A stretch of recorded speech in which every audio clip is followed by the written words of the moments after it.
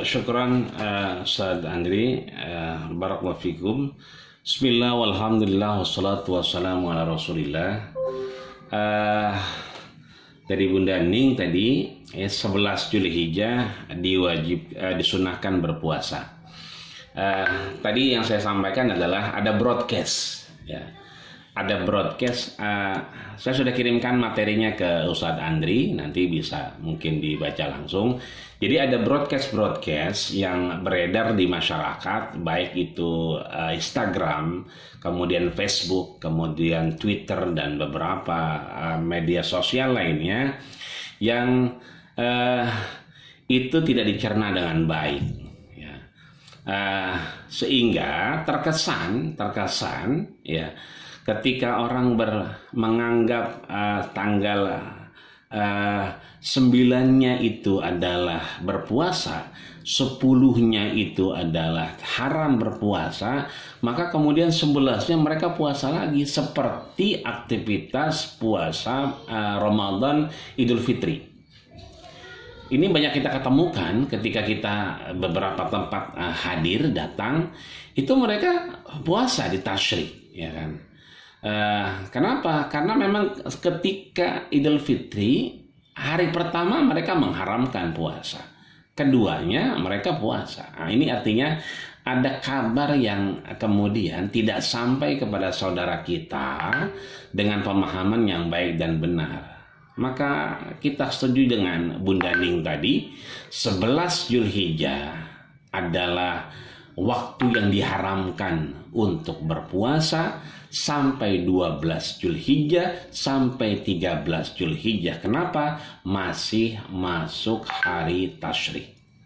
Mudah-mudahan saudara kita yang masih melaksanakan puasa dengan alasan mendekatkan diri kepada Allah Subhanahu wa taala, dengan alasan ingin digugurkan dosanya, dijauhi dari corona, ini bisa tercerahkan bahwa tidak ada indikasi dalil hukum apapun yang membolehkan itu. Yang ada adalah mengharamkan. Maka kita sepakat dengan Bunda ini. Hanya saja tadi ada puzzle saja. Ada puzzle yang kemudian perlu kita jawab dari broadcast itu. Yang kedua, ya, ada tukang jagal, tukang potong ayam, ya kan, membaca bismillah tapi tidak muslim. Nah, syarat kita untuk melakukan aktivitas penyembelihan ya tentunya muslim. Ya, muslim itu berarti akil. Setelah akil berarti balik. Ya, setelah dia berakal, dia sudah sampai beritanya. Maka ya, aktivitas hukum apapun itu mensyaratkan dia muslim dan mensyaratkan dia berakal dan mensyaratkan dia untuk kemudian tahu mana yang baik dan tidak baik. Nah, maka kalau kita sesama muslim yang faham itu ya, maka sebaiknya memang pada kondisi yang muslim. Tidak semua muslim mampu. Saya juga sampai detik ini goloknya doang banyak. Ya, ada yang dikasih sama juleha. Ya, juleha itu juru sembelih halal ya. Itu dikasih 2 biji goloknya tajam-tajam, wah luar biasa itu. Kalau mau dipakai kasih saya dong, kan sini. Siap. Ya, Pak Oman yang paling paham nih ya kan. Itu teorinya kita kan tahu bahwa dimulai dari bawah. Sebab kalau dari atas kita ambil itu muncrat ke muka kita. Maka Rasul mengajarkan dari bawah ngambilnya. Sehingga daging itu gurih. Akranaini amlahain. Sudah dipastikan kalau dia punya tanduk 2, itu dagingnya gurih. Jadi nggak mungkin anyem terus amis dan seterusnya. Kalau dengan metodologi yang benar sebetulnya. Hanya saja tidak semua orang mampu untuk itu. Maka hal-hal yang bisa dikonsumsi seperti ayam potong tadi, yang kita makan setiap hari, yang kita notabene mohon maaf nggak tahu sumbernya, maka mulai hari ini kita mulai mencari sumbernya. Ya, banyak tukang-tukang potong ayam di pasar itu yang mohon maaf lahir batin ketika azan dikumandangkan Allahu Akbar, mereka ke masjid, mereka ke musola. Jangankan itu punya toko. Ya, anak saya kemudian minta roti bakar. Ya, begitu udah sore karena hujan, kelamaan nih di hujan karena harus berteduh. Ya, sudah mau maghrib baru sampai. Ternyata itu mau tukang roti bakar dilepas aja itu dorongannya. Padahal masjidnya itu bisa sampai 250 meter. Itu saya perhatikan jaraknya. Nah, itu kan banyak sekali sebetulnya orang-orang yang soleh, baik dia berdagang, hanya saja kita tidak begitu mengenal. Maka mulai hari ini tugas kita untuk mengenal. Ketika kita mampu, bertakwa itu kan fattaqullaha mastata'tum. Bertakwalah kalian semampu kalian, sebisa kita. Ketika kita bisa tahu indikasi siapa yang motong, alhamdulillah. Kalau nggak bisa, maka caranya bagi siapapun yang motong, jelas Rasul menyatakan, ya gulam, idza akalta syamillah. Wahai anak Adam, siapapun di antara kalian makan, ya kan, makan apapun itu sebelum sampai ke mulut kalian, maka samillah, sebutlah nama Allah Subhanahu wa taala, bismillahirrahmanirrahim. Karena mungkin tukang potong ayam udah jarang sekarang yang kita ketemukan, yang ada udah jadi semua. Nah, ini menjadi syarat mutlak ketika kita muslim, ya, maka muslimnya yang harus dijaga sebetulnya.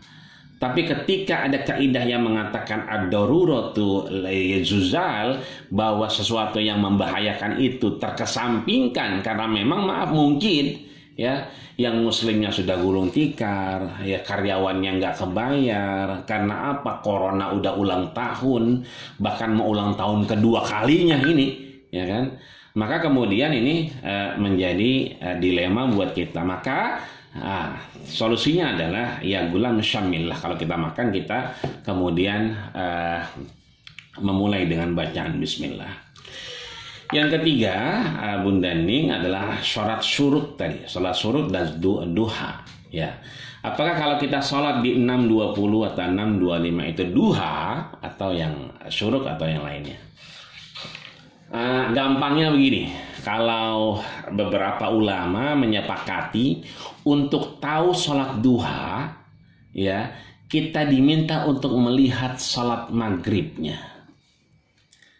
Kalau pagi itu di handphone kita, itu banyak teman-teman yang share. Oh ini syuruk jam sekian, ya kan?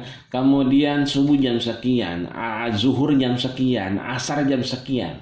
Memang hari-hari biasa jarang saya longok, jarang saya lihat, jarang saya perhatikan. Tapi kalau hari Jumat, karena berkaitan dengan kita yang sholat Jumat, apalagi mungkin tempatnya yang rada jauh, maka kita harus antisipasi jarak.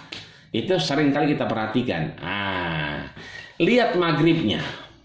Ya, kalau maghribnya misalnya 6 ya kan 20 ya, maka sudah dipastikan 6.20 itu sudah duha. Artinya kalau 6.20 itu maghrib, maka 6.20 pagi itu sudah afdol salat duha, bisa duha. Kenapa? Dipastikan sudah lewat dari syuruk. Ya. Maka biasanya mundur sekitar 15-20 menit. Maka syuruknya di antara jam 6 atau jam 5.55. Gitu. Teorinya begitu kalau kita lihat di penanggalan atau di BHR, Badan Hisab Ruqyat, atau yang beberapa ormas yang kita ketahui di Muhammadiyah misalnya, dalam teori hisab juga kita dilihat untuk bahwa mundur ya dari waktu maghribnya. Maka kalau maghribnya 6.20, maka apakah sholat kita duha di 6.20 pagi? Dinyatakan sholat duha. Ya. Kenapa? Karena syuruk itu indal isyraq, ya. Bahwa man shallal ghadata fi jamaah, siapa yang salat subuhnya berjamaah, summa qa'ada, kemudian dia duduk, ya kan, yadhkurunallah, mengingat Allah Subhanahu wa taala, hatta tatlu'il fajri, sampai terbit matahari. Nah, itu salat syuruk. Ya, itu dipastikan antara 5.57 dengan 6. Maka 6.20 sesuai waktu maghribnya itu adalah sholat duha. Demikian kira-kira Bunda Ning. Kalau yang kurang berkenan mohon maaf lahir batin. Jika kira-kira demikian. Syukran Ustaz Barafikum. Syukran Sidi. Ini tadi habis belajar tentang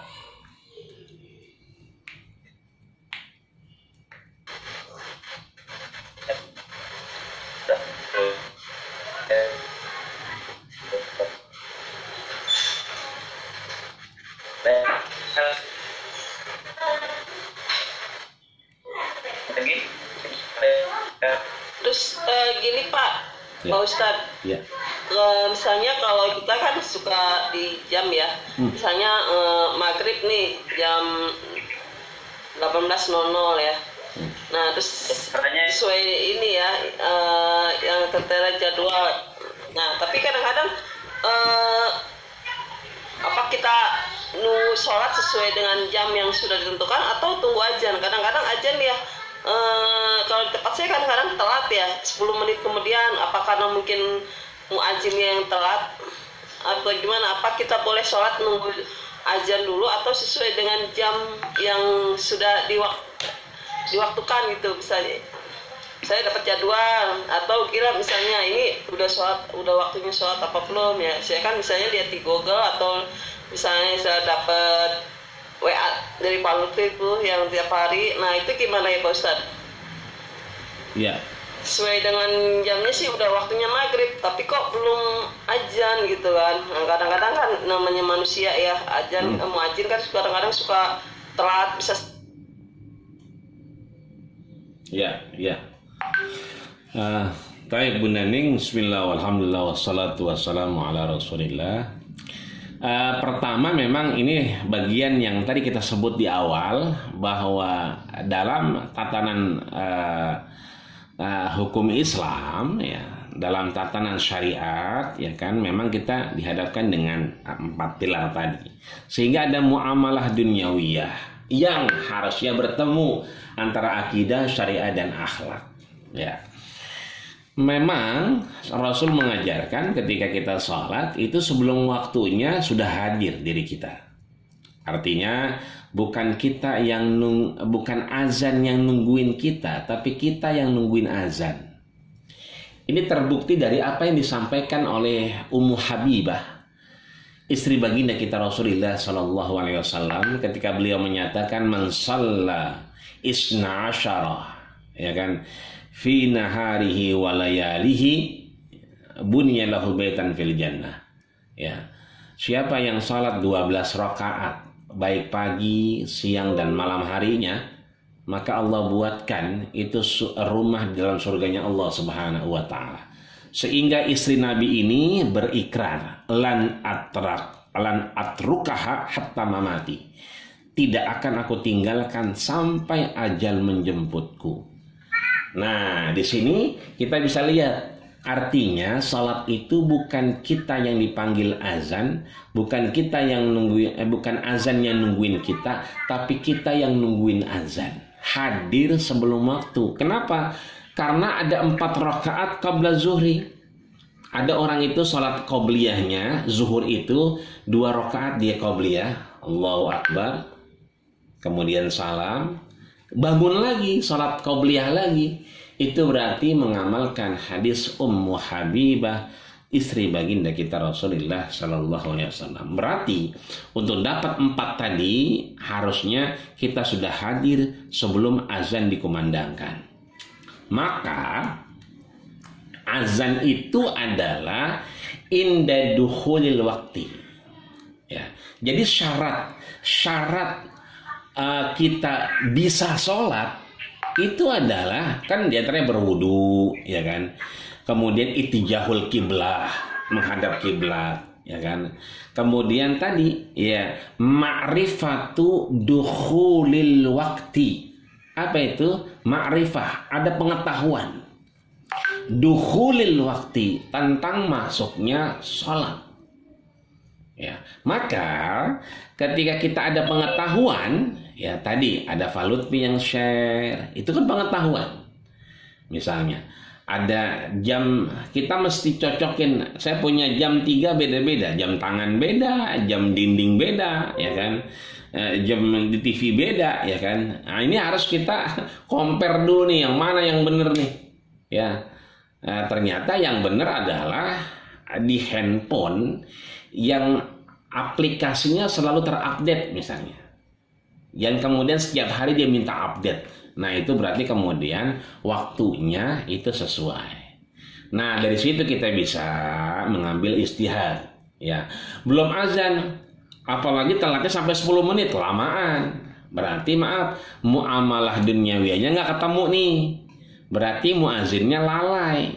Besok-besok kalau ketemu DKM-nya, nah, colek dikit. Ya, jangan begitu dong, ajarnya masa 10 menit lambat gitu kan. Karena udah pada tua-tua, jalannya pelan-pelan, takut keseleo gitu. Ya berarti yang muda-muda ini dorong gitu kan. Maka sekali lagi, ya kan, di waktu itu kemudian kita diberikan keluasan, diberikan satu ruang, yaitu ma'rifatul dukhulil waqti. Dengan broadcastnya Pak Lutfi, kita jadi ma'rifah, tahu oh sudah masuk waktu. Yakinkan jam kita benar, yakinkan jam kita valid. Jadi meskipun tidak ada azan, ya kan, kita tetap sholat di hadapan Allah Subhanahu wa Ta'ala. Dan bahkan kita bisa melakukannya dengan qabliyah 4 rakaat zuhurnya. Bahkan kita bisa juga jamaah dengan anak kita di rumah, sehingga tidak hilang esensi dari sholat itu sendiri. Gitu kira-kira bundanya. Terima kasih Ustaz. Barakallahu. Baik, syukran kepada Mukarram yang telah menjawab daripada pertanyaan Bu Nik. Saya kira dicukupkan ya untuk tanya jawab, karena waktu juga yang sudah waktu masuk sholat asar. Sebelum itu kami sekali lagi mengucapkan ribuan terima kasih kepada Al-Mukarram, khususnya Kiai Dr. Ahmad Rojali yang telah menyempatkan waktu beliau untuk bisa membimbing kita, memberikan materi terkait tentang pelaksanaan Idul Adha, fadilah Dzulhijjah dan sebagainya. Sekali lagi jazakallahu khairan katsiran. Mungkin nanti di lain waktu dan kesempatan kita bisa berlanjut lagi.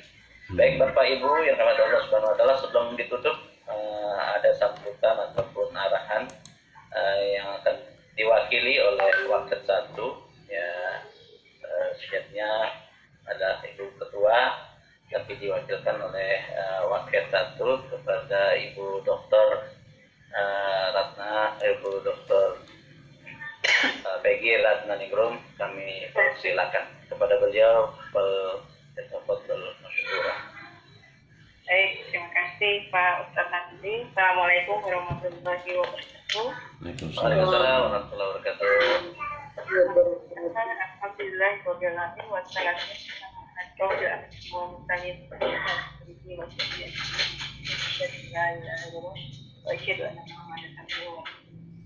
Alhamdulillah, hari ini kita sudah melaksanakan pengajian sekanan.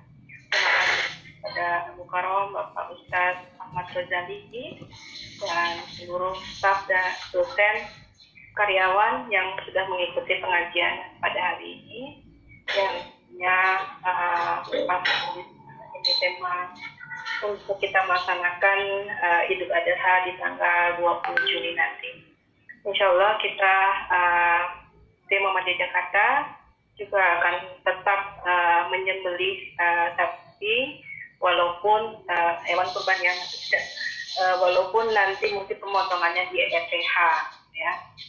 Insya Allah tetap diadakan, dan untuk staff yang rumahnya dekat di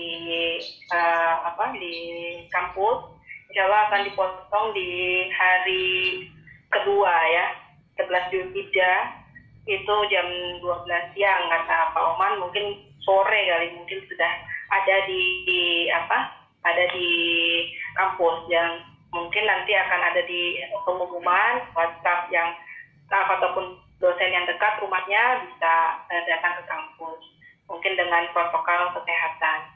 Berikutnya untuk hari Sabtu jangan lupa ada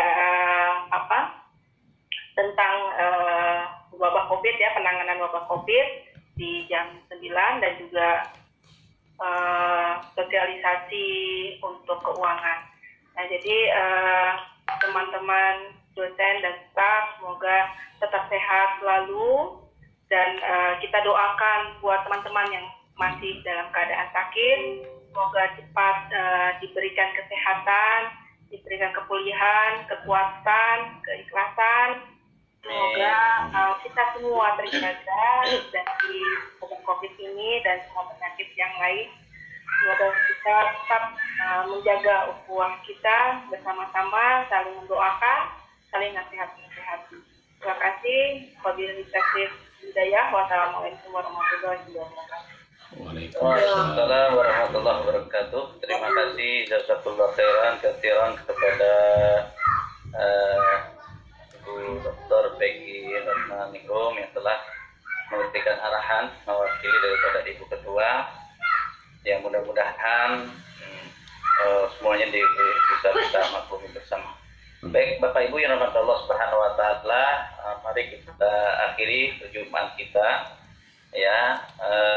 Sebelum kita akhiri, dari panitia Idul Kurban IMJ masih menghimbau kepada Bapak Ibu yang berkorban dan sebagainya masih membuka dan kesempatan, dan insya Allah kita akan melaksanakan di hari kedua ya, nanti di RPH, kemudian distribusiannya insya Allah di lingkungan kampus kita. Mudah-mudahan dan lancar mengingat kondisi PPKM darurat seperti ini dan himbauan pemerintah, himbauan PP dan sebagainya. Mudah-mudahan semua berjalan dengan baik dan lancar, tidak ada kurang apa-apa, tetap kita mematuhi prokes ya, mematuhi daripada prokes yang ada dan sebagainya. Baik Bapak Ibu yang rahmati Allah Subhanahu wa taala, sebelum ditutup mari kita berdoa kepada Allah. Kita khususkan kepada sahabat kita yang kurang sehat, wabil khusus Bapak Al-Mukarram Bapak Zainuddin yang sedang isoman ya. Mudah-mudahan Allah berikan sehat walafiat. Amin. Mungkin dari keluarga kita, untuk saudara kita yang kurang sehat karena kondisi sakit dan sebagainya, doa ini Allah Subhanahu untuk bisa berikan kesembuhan dan diberikan sehat walafiat. Dan pada kita yang masih sehat, mudah-mudahan senantiasa dalam keadaan sehat walafiat. Yang kedua, kita berharap kepada Allah ya, mudah-mudahan segala program aktivitas akademika di Muhammadiyah ini berjalan dengan baik dan lancar, baik itu siswanya, baik itu pemimpinnya, baik itu karyawan dan dosennya, semuanya diberikan keberkahan Allah Subhanahu wa taala ya, dan bertahan biasa begitu kita bersama. Oleh karena itu, atas niat itu kita baca seperti bisa Al-Fatihah. Bismillahirrahmanirrahim. Alhamdulillahirabbil alamin Ar-Rahmanir-Rahim Maliki yaumiddin. Iyyaka na'budu wa iyyaka nasta'in. Shiratal ladzina an'amta 'alaihim اللهم اشف مرضانا اشف انت الشافي لا شفاء الا شفاءك شفاء لا يغادر سقما ولا الما. اللهم ربنا آتنا من لدنك رحمة وهيئ لنا من امرنا رشدا وهيئ لنا من امرنا رشدا وقطعنا البلاء والوباء وفي الضرنا والزلازل والمهن وظهر الحق ومقدر من بلدنا هذا الى المسيح فضل رسول الله يا ذا الجلال والاكرام. اللهم انفعنا بما علمتنا وعلمنا ما ينفعنا وارزقنا علوما منتشرة في الدنيا والآخرة. اللهم نسألك الصحة والسلامة والعافية. اللهم نسألك الصحة والسلامة والعافية تمامة يا رب العالمين. ربنا آتنا من لدنك رحمة وهب لنا ربنا آتنا في الدنيا حسنة وفي الآخرة حسنة وقنا عذاب النار. Muhammad walhamdulillah. Terima kasih. Mudah-mudahan segala munajat dan niat baik kita dijawab oleh Allah Subhanahu wa taala. Kita saling mendoakan tentang sama lain, kita menjaga prokes dan sebagainya, saling mengingatkan minum yang hangat-hangat dan sebagainya, tapi menjaga semoga semuanya adalah berkat Allah dan penjagaan dari Allah Subhanahu wa Ta'ala. Terima kasih atas kehadiran Bapak Ibu dalam majelis yang mulia ini, majelis ilmu, majelis Mekano Jumatan. Mudah-mudahan tetap semangat dalam dalam pengajian. Kita akhiri dengan membaca Alhamdulillahirabbil alamin. Subhanallahumma wa bihamdihi asyhadu an la ilaha illa anta astaghfiruka wa atubu ilaik.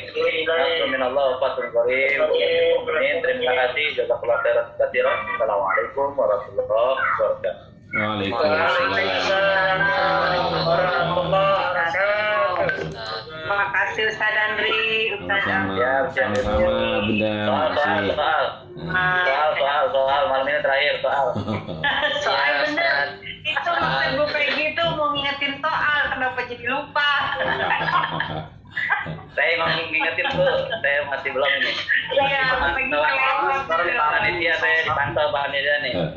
Iya. Samping pantauan PPKM darurat atau dari panitia ujian. Iya. Salah. Iya, saya nunggu tadi mau pengen ngomong itu lah, lupa Ustaz Andri. Saya pikir itu juga Bu, saya bilang wah ini kok yang ditunggu informasinya nggak keluar juga. Saya udah dikasih Bu. Nanti kalau diulang-ulang nanti gimana gitu. Gitu ya. Nah, kesannya jadi debt collector. Bu, saya ingin ulang-ulangnya Bu. Terima kasih Ustaz. Ya, terima kasih semuanya. Ya, syukur sama-sama. Assalamualaikum warahmatullahi wabarakatuh. Ya, sama-sama Bunda, sama. Kiai Said Bahar Mus meninggal ya Gustur. Masya Allah, innalillahi wa inna ilaihi raji'un. Barusan jam 3 sore ini. Masya Allah, Masya Allah. Recording stop. Banyak. Oh, Said Bahar Mus. Waalaikumsalam. Wah, soalnya belum jadi. Ya, akhirnya tinggal dikirim. Nah, terus Pak rencana SAS 30. Ya gimana? Mengenai korban mungkin di sana kan juga protokoler, katanya 3 orang Pak. Mungkin saya sama Pak Rizal dari sini Pak. Oh gitu. Ya. Ya.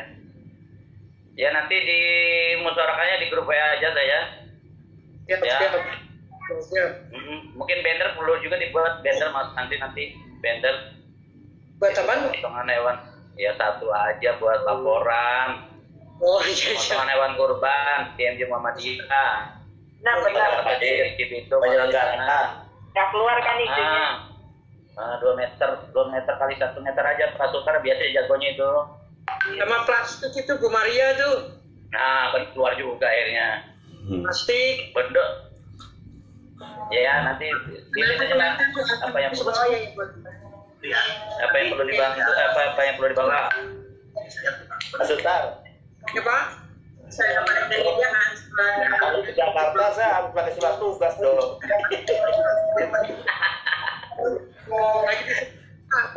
Ya, tanda tangan. Ada yang dekat aja.